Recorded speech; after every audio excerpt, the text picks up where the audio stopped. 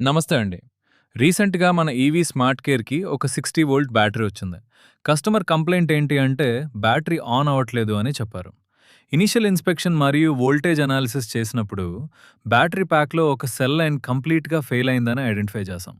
అలాగే ఇంకో 2 cell lines మిగతా లైన్స్‌తో కంపేర్ చేస్తే కొంచెం వీక్ కండిషన్‌లో ఉన్నాయి. బ్యాటరీ ప్యాక్ కండిషన్‌ని కస్టమర్‌కి డీటెయిల్డ్‌గా ఎక్స్‌ప్లెయిన్ చేశాం.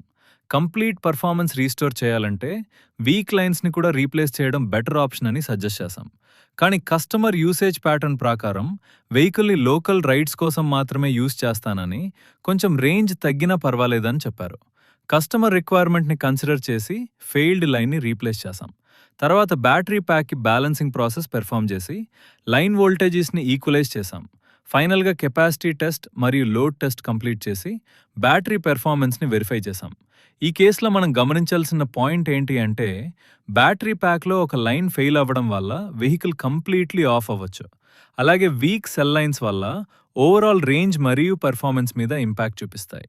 అందుకే బ్యాటరీ రిపేర్స్‌లో ఫాల్ట్‌ని ఐడెంటిఫై చేయడం మాత్రమే కాదు, బ్యాటరీ యాక్చువల్ కండిషన్‌ని కస్టమర్‌కి క్లియర్‌గా ఎక్స్‌ప్లెయిన్ చేయడం కూడా అంతే ఇంపార్టెంట్.